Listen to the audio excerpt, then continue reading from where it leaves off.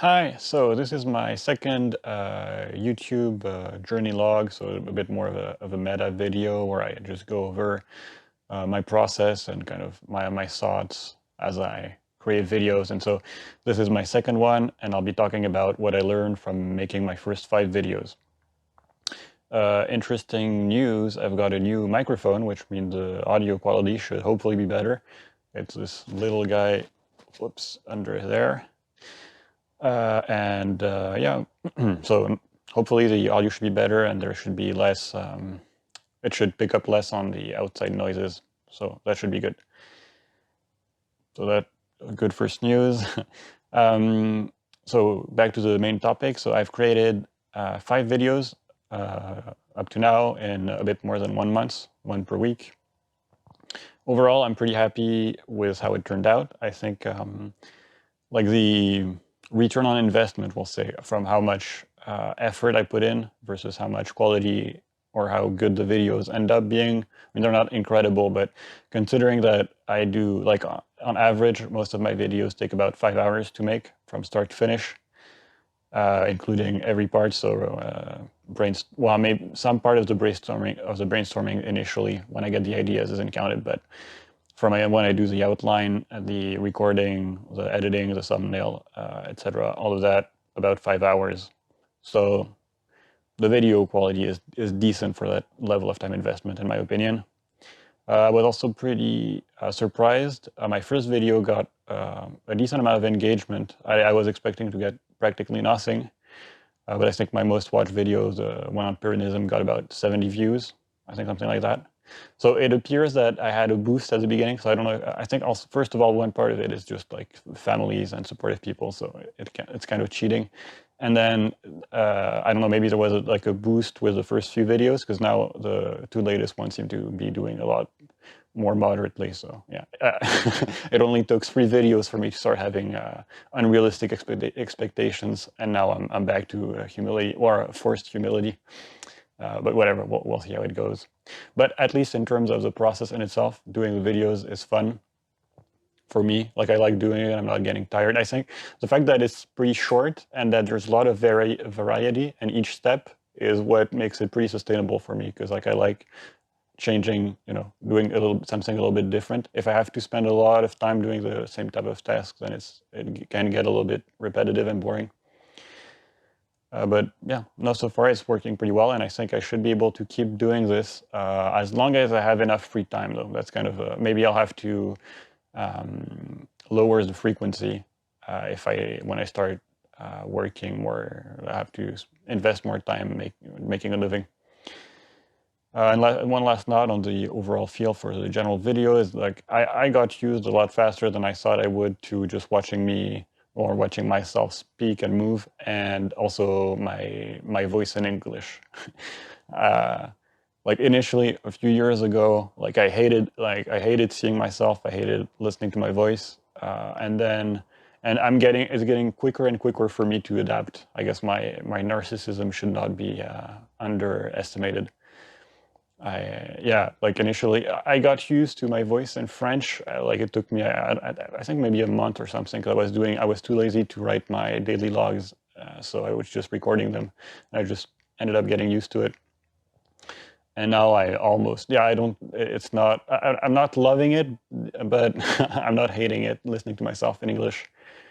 So that's cool, because like, well, I don't know for you. Well, it's just, I feel like, your voice sounds a specific way in your head, and then it doesn't when you hear it. But then it's even worse, I feel, in another language. Like my accent is, I think now I'm more aware of the way I pronounce suboptimally, but by default, I thought I spoke better than I did. I'd actually do. So anyways, that's kind of a tangent. So let's move on to the kind of some stuff I've learned from my first 5 videos. So for the first video, which was also a log, just like this one, the main thing I learned was just that I shouldn't be recording in 4:3, or I don't know how you say 4/3 for the aspect ratio, because it actually destroys my resolution. I'm using the same phone I did, but if you look at that video, the image quality is a lot lower. So actually, yeah, depending on what aspect resolution you choose, the resolution, at least on this phone, can get a lot worse. So it's not the most important lesson, but that's always one thing to know. So I think then I'm regrouping my second and my third video. So the second video was on the MBTI. It was kind of, I was showing how to do like some logical steps on a whiteboard. And then the third video was on Pyrrhonism, and it was kind of explaining a philosophical school of thought by using my whiteboard a lot, but it was more focused. Well, you could see me, whereas you couldn't in the second one. So I think I learned quite a lot of little lessons. So these are lessons I learned through practice, because like I watched a lot of videos on how to do videos, how to do good thumbnails, how to film yourself with a phone. Like right now, I'm not using the good, like my background is boring, so I'm not following one of the best practices. I don't have any super incredible backgrounds. The one I use for my other videos that I've started using is like okay-ish, but it's not great anyways. But these are logs, and they're low quality, low effort on my end. That's kind of part of the fun. So yeah, what did I say? Yeah, so these things I'm talking about, these lessons come from practice rather than generally popular best practices. I mean, maybe other people talk about it in their videos, but I figured these out by trying and failing. So the first one was, well, it's not in particular order, but one of them was getting visual feedback is important. So right now I'm using my selfie camera rather than the back camera, because I can tell that it's recording. I can see how much time, like I can see that I've been speaking already for too long, or I'm slow to getting my point across. And I can see where it's in the framing. And it's especially important when I'm using something with my little whiteboard, because I need to know if you actually see what I'm trying to show you. And that wasn't the case at first when for the MBTI video. I had to do a second shot because the first one was like not well, like it was going all over the place. So yeah, seeing my stuff, having the visual feedback. I think there's like more complicated setup, but just using the selfie camera works decently. And actually on this phone, the selfie camera is somehow better than the back camera, so whatever. Another thing I've been kind of trying, so I'm trying to take the least amount of time on these videos, because the idea is to not be too perfectionistic and get stuff out there.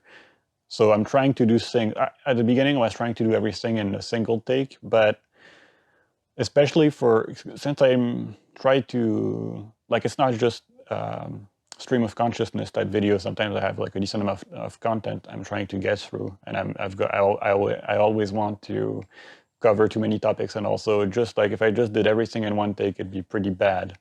But then if I do too many takes, and I want to get the best part of each during editing, it makes editing super long, and it's the most boring part of editing, in my opinion, is when you have to compare. You just watch yourself say 15 times the same thing and be like, okay, this one is a little bit better, and I'll use this one, and then it's just like super long and boring, and yeah, not a great return on investment. It depends on what you're trying to do, but for me, I don't think that if I'm going to spend a lot of time on a video, I'd rather spend it on something else.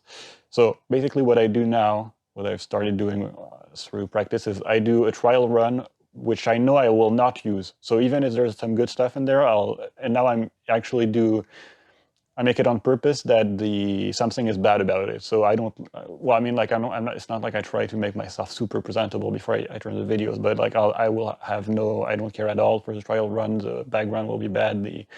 Everything will be crappy. This way I know I can't salvage anything, and I'll just kind of do it a first time. This way I can kind of, sometimes I get stuck or I don't know exactly how to phrase something. So I'll know this will, it will just naturally occur the first time I go about it. And then I still record myself, I watch the recording, and then I'll start to have regrets. I'll be like, oh, I should have done this better, or this would have been better, or maybe this, actually, I talked about this, but this wasn't very interesting. I should have talked about this other point instead. And so that's good. So I sleep on it, and then the next day, I record a second time, keeping in mind everything I noted in that first trial. And the second take isn't perfect either, but it's better. It's significantly better most of the time than the first one, and that's good enough. So this is an exception. I'm doing everything in one take for this one because it's a log, and also for this week I'm batching 2 videos together. So I'm doing 2 videos in a single week because I'm in holiday next week. And I was also wanted to try doing batching to improve my productivity. So usually I do, up to now, I've been doing all my videos sequentially. So I'll do the outlining, the recording, the editing, thumbnail and description and uploading and then I do this for one video and then I go to the second video.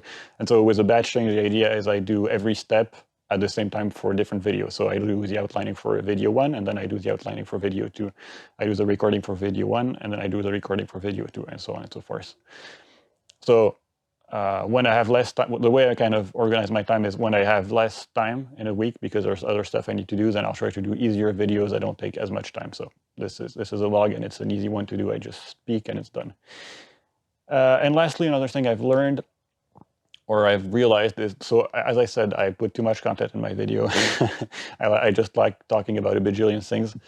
And so I started with like super long outlines. I do outlines in an outlining tool that I like a lot. It's called Dynalist.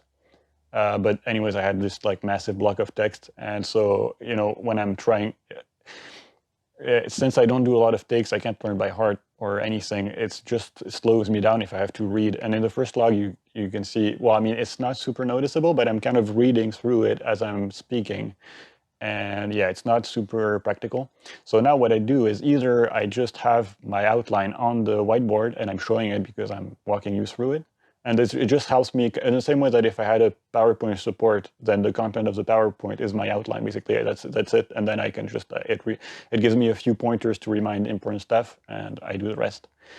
And so what I'm doing now, and even for this video, but for other videos, is basically I'm still using my whiteboard. You just don't see it. And I minimize a lot of the information. It's like kind of a mind map. I just do little drawings if I can instead of writing something.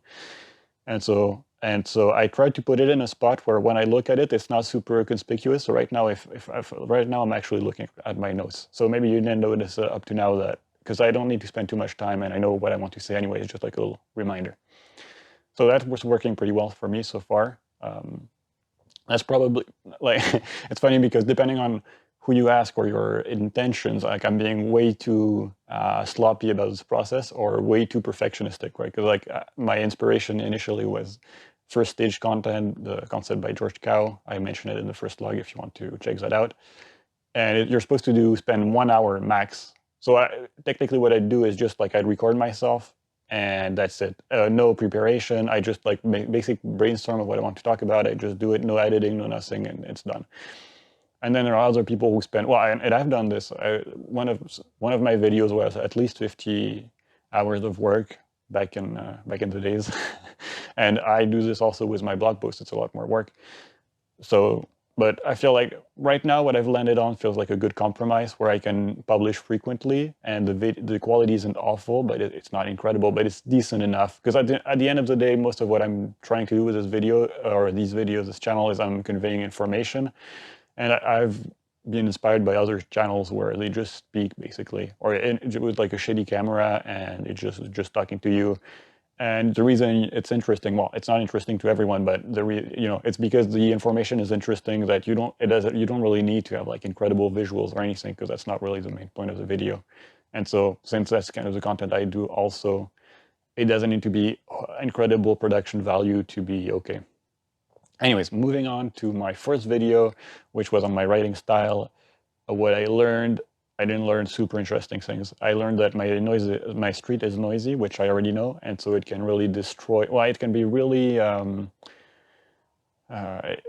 it can influence the video pretty poorly, because if there's constant little noise pollution in the background, it's a bit of a pain. I tried to remove it because I do post-processing for my audio and the video. Like part of the editing, because I don't do that much editing, I just remove the beginning. If there's like a little bit too much at the beginning and end, I remove it. Sometimes I'll do a few more fancy things on the more complicated videos. And then it's just like I do a little bit of color grading and a little bit of audio, so that it's not absolutely horrendous. But even with that, if the street is super noisy, there's no way to completely remove it, and it's kind of distracting. Not great. I also tried to, because like part of the advice I've been getting, right, is to experiment, especially at the beginning. So I've been experimenting different stuff. and one of them was to record myself in a selfie mode. So right, I'm still technically recording myself in selfie mode, but I'm using a stand, so my hands are free, and it's horizontal, right? Whereas when the other one, I was like using I still had a little stand, but I was holding the phone and speaking right in front of it. I dislike doing that. I don't like the framing. And then one of my hands is taken. I've noticed that I need my hands. There's some comments from people I know have told me that my eyes, I'm looking all around, and I need this to be able to think properly, and I also apparently need my hands to be able to move so that my thoughts can flow freely. So I don't like it, and then it's just weird and awkward, and I'm not good at standing still, so the screen is shaking. And yeah, not great. I don't like it. I knew I wouldn't like it. I tried it anyways, and yeah, it was awful. So I'm back to horizontal. Maybe I'll do selfie for other type of content, but I'll be using a stand so I can still have my hands free and it won't move even if I'm moving all around. And then my last video on thought leadership. Yeah, I think main point was try to keep the concept of the thumbnail simple. Okay, I'm pretty proud of my thought leadership as a thumbnail, but it took like it was the longest thing I did for the video. It took me like 2 to 3 hours of work, which isn't incredibly long, right? But when you consider that the average time I spent on a video is 5 hours, that's a bit too much. That's like 50% of the time of that video was spent on the thumbnail. And it's just like the idea, like, because it seems simple when you think about it, but there's like a lot of little simple things that actually take a long time. Like I said that in the editing, the boring part is when you have to compare, look at takes and find a better part, and then like from this timestamp to this timestamp is a perfect right spot, and you just got to watch stuff over and over and over again. Well, the same boring version of that when you do graphical stuff is I don't know how you'd say that in English, but you take out the you want to cut out just like a specific section of an image that's got a background. You want to remove the background and just keep like, for example, like a face of some guy who's got it on the background. You just want to keep that. It's just kind of slow, boring, not interesting, but you got to do it. That takes some time. Also, sometimes a lot of image that you find on the internet or memes and stuff, their resolution is disgusting. It's like you can count the pixel with your eyes, and so and you need to do a lot of tricky stuff to make it look almost okay. And also, yeah, anyway, so afterwards, when I was towards the end of the thumbnail, I thought of ways I could have made it way simpler. But that's not too bad, just something to keep in mind. And then I've also noticed, because that was the first one when I really did I really went full into the trial run version of the video, and then the normal video, or the second good take. And in some ways, the first take was better because I was more relaxed, and I was kind of being, and I feel like when I'm doing it for real, so to speak, I get a little tense, a little bit constipated. I mean, not literally, but you understand what I mean. And it kind of breaks the flow. And when I'm kind of in more relaxed mode, it's easier for me to bounce back if I get stuck, or like a specific thing escapes from my mind, or I don't remember the way to say a specific word. It's just more smooth. Whereas if I'm too tense, it's not. It's harder. It's not, the vibe isn't as good, I find. So, but that's a little hard. I guess I need to practice and get more at ease doing this, and learn to relax before recording. Okay, anyway, so that's the main things I've learned from doing my first 5 videos. This is a little bit long. I'm trying to do like 10 to 15 minutes if I can for videos, especially when I don't have all that much interesting to say, but that's the first take is always longer. So yeah. I mentioned that I was trying out the batching thing.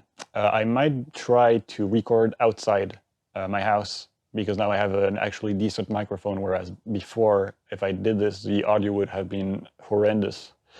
But I don't know, because it's one thing to speak to the camera in my home, but outside it's going to be scary. I think I'm going to be like a weirdo with my standing little thing and then my microphone and my camera and all.